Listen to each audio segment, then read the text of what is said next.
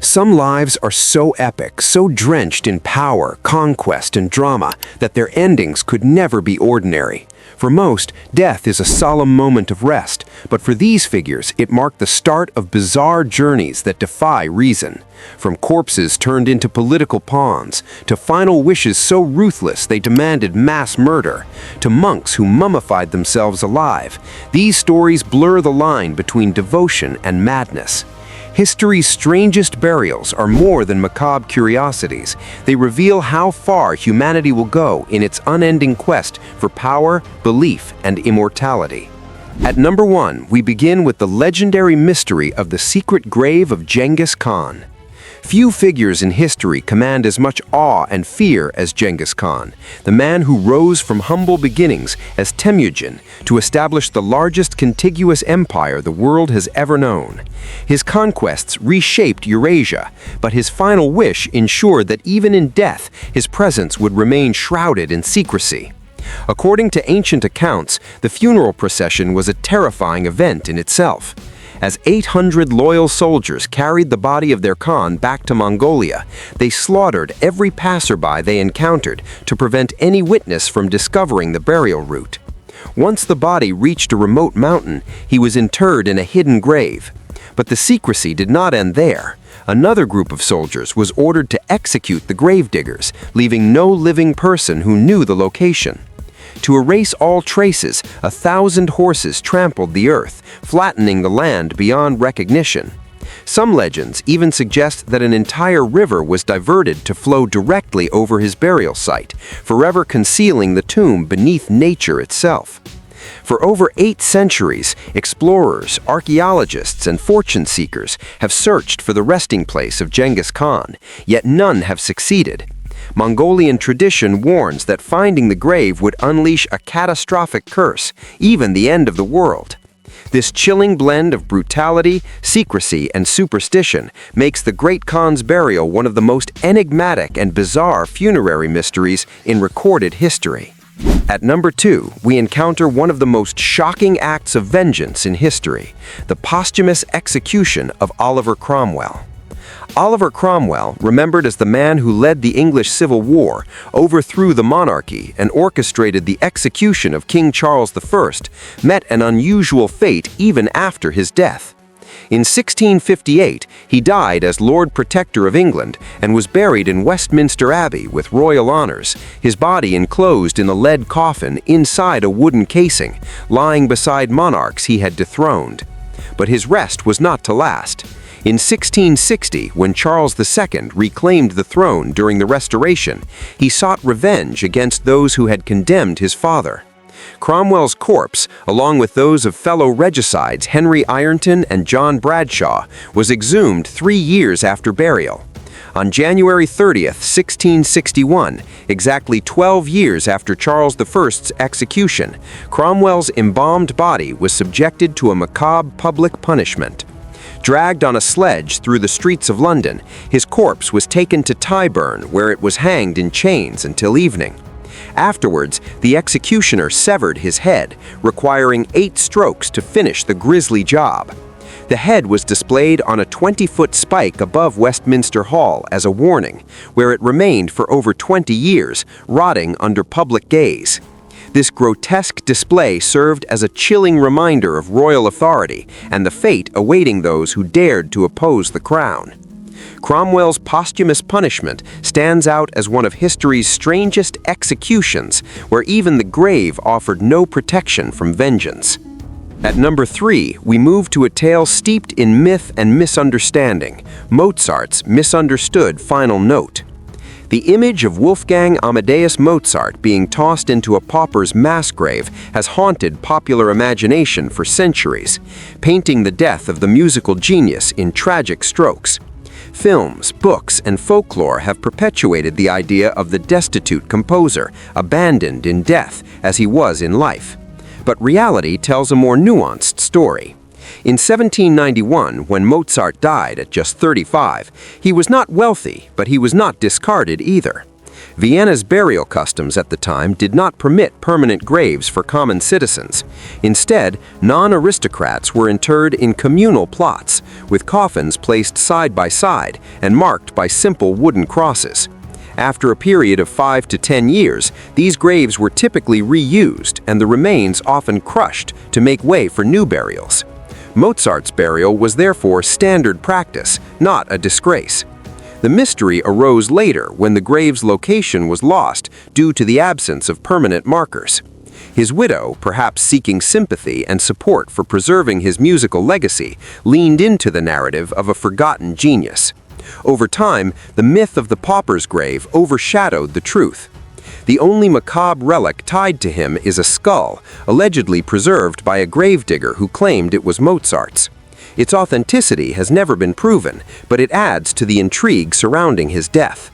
The combination of myth, mystery, and the cultural desire to dramatize genius ensures that Mozart's burial continues to fascinate as one of history's most misunderstood funerals. At number 4, we uncover the haunting saga of the unending journey of Eva Perón. Few figures have captivated the hearts of a nation like Eva Perón, Argentina's adored Evita. When she died in 1952 at the young age of 33, her husband, Juan Perón, ensured that her memory would remain immortal. He commissioned Dr. Pedro Ara, a Spanish pathologist, to perform an experimental embalming unlike anything the world had ever seen. Ara replaced her blood with a special mixture of alcohol and glycerin, producing a body so perfectly preserved that she appeared to be sleeping. For nearly 2 years, millions of Argentines came to mourn before her lifelike remains, treating her as a saint. But Evita's story did not end there. In 1955, a military coup ousted Juan Perón, and the new regime feared her body would become a powerful symbol of resistance. Her corpse was stolen, hidden, and transported in secret across continents. For 16 years, Evita's body traveled a bizarre odyssey, buried under false names in Italy, stored in secret locations, and moved under the cover of night. Finally, in 1971, her body was returned to Juan Perón during his exile in Spain. In a surreal and macabre twist, the embalmed body was reportedly kept in his home, even placed near the dining table where Juan and his third wife, Isabel, lived alongside it as a grotesque relic of political memory. When Juan later returned to power, Evita's remains were eventually brought back to Argentina, where she was interred in the Duarte family crypt in Buenos Aires. Her funeral odyssey, spanning nearly 2 decades, is a chilling testament to how even in death, Evita remained one of the most potent forces in Argentine history. At number 5, we witness the magnificent spectacle of Napoleon's grand return.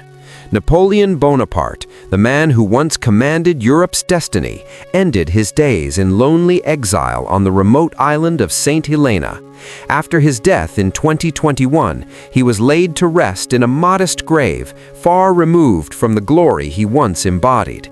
Yet, for a figure as colossal as Napoleon, obscurity was never going to be his final chapter.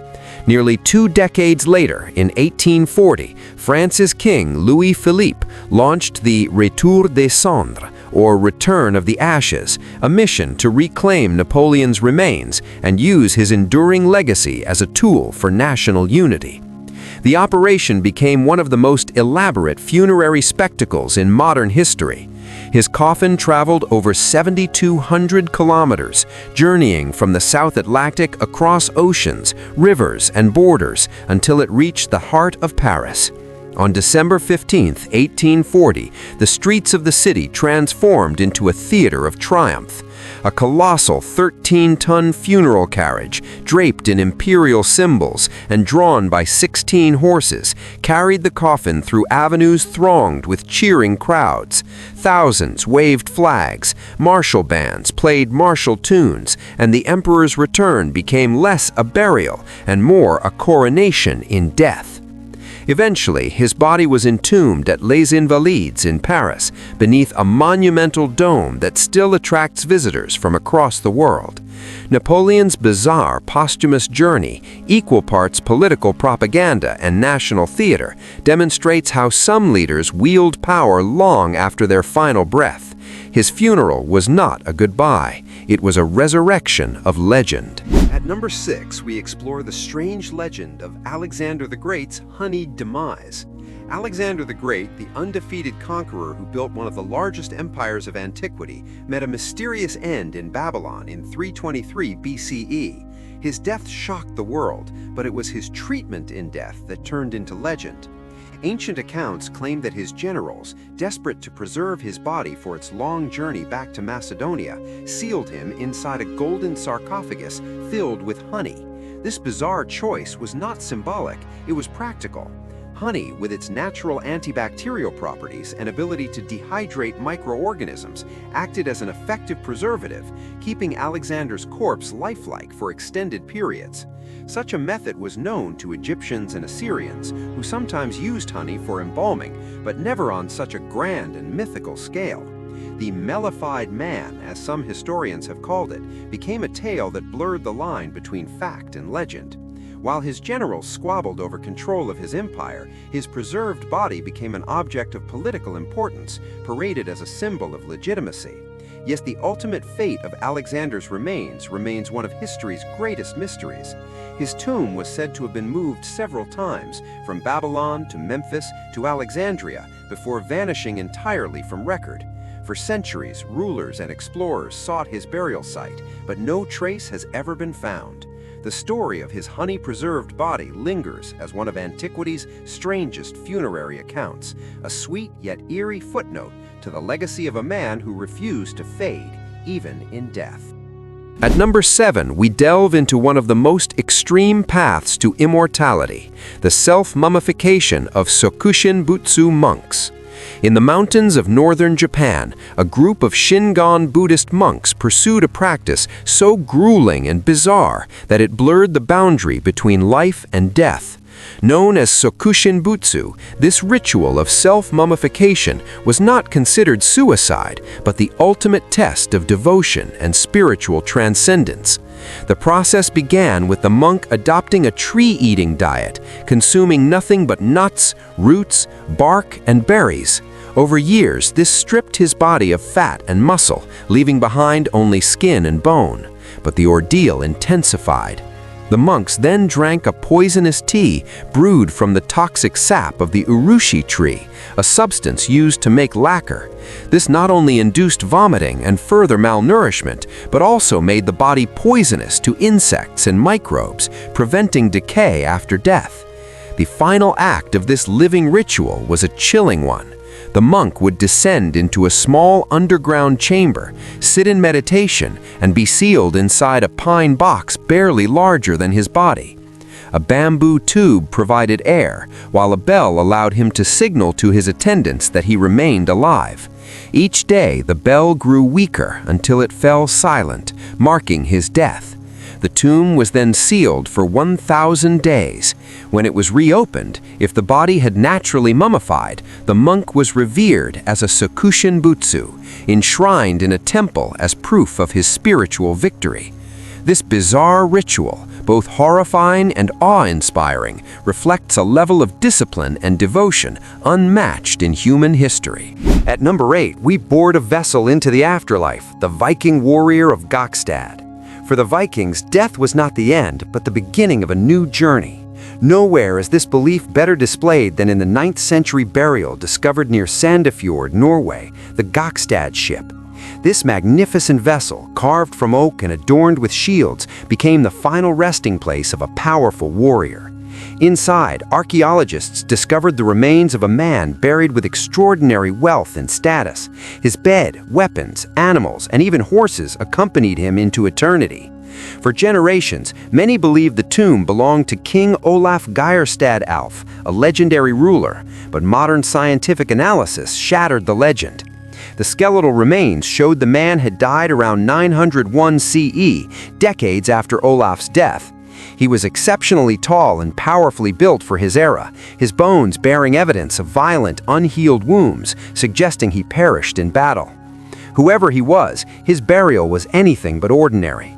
The scale of the ship, the lavish grave goods, and the symbolic voyage across the seas of the afterlife marked him as a person of immense power, perhaps a chieftain or warlord. The Gokstad burial is both mysterious and awe-inspiring, a literal and symbolic reminder that the Vikings envisioned their journey to Valhalla not as myth, but as a real voyage upon the waves. At number 9, we rise to the heights of heaven with the sky burial of Zoroastrians. Among the world's oldest religions, Zoroastrianism has preserved one of the most unusual and spiritual funerary practices known to humanity, excarnation, better known as the sky burial.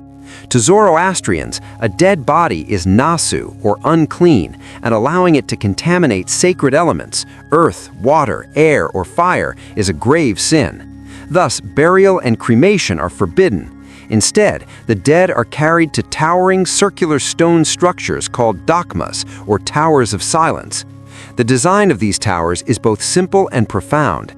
The roof is divided into concentric circles, the outer for men, the middle for women, and the innermost for children. There, the corpses are laid out on stone platforms, exposed to the sun and to nature's scavengers. Vultures and other carrion birds strip the flesh within hours, completing a cycle of return to the natural world. Once the bones are bleached and dried by the sun, they are gathered into a central ossuary pit and dissolved with lime, ensuring no pollution of the sacred earth. This practice, which has been observed for over 2,500 years, embodies the Zoroastrian reverence for purity and harmony with nature. Though to outsiders it may appear shocking, for believers it is a final act of respect, ensuring the body nourishes creation without defiling the elements. The Zoroastrian sky burial is not only a funeral, it is a cosmic ritual of balance between life, death, and the eternal order. At number 10, we descend into the bogs of prehistory with the bog body of Toland Man. In 1950, two Danish farmers discovered what they thought was the victim of a recent murder hidden in the peat. What they uncovered was far stranger: the Toland Man, a naturally preserved body from the Iron Age, buried more than 2,000 years ago. His face, with its peaceful expression, looked as though he were merely asleep, his skin, hair, and even stubble astonishingly intact. The bog in which he was found had created a natural embalming chamber. Its acidic water, cold temperatures, and lack of oxygen had halted decay, preserving him with breathtaking detail. Scientists were able to determine his last meal, a porridge of barley, linseed, and fish, providing a rare glimpse into daily life of his time. Yet the manner of his death was grim. A leather rope was still looped tightly around his neck, evidence that he was hanged. His carefully arranged burial, placed in a fetal position with closed eyes and mouth, suggests this was not a crime, but a ritualistic sacrifice. Perhaps he was offered to fertility gods in exchange for good harvests. The bog did not just preserve his body, it froze in time a moment of religious devotion, human fear, and cultural ritual. Toland Man's bizarre preservation reminds us that sometimes nature itself, not human intent, becomes the greatest undertaker, turning death into an eternal gift for future generations. From Cromwell's posthumous execution to Napoleon's grand return, from Eva Perón's wandering corpse to the mysteries of lost tombs, these bizarre funerals remind us that death is never just the end. It's a stage where politics, myth, and belief continue to play their roles. These stories show how power, faith, and legacy reach beyond the grave, shaping history in haunting ways. If you enjoyed this journey into the strangest final acts in history, don't forget to like, comment, and subscribe for more fascinating stories from the past. Thanks for watching.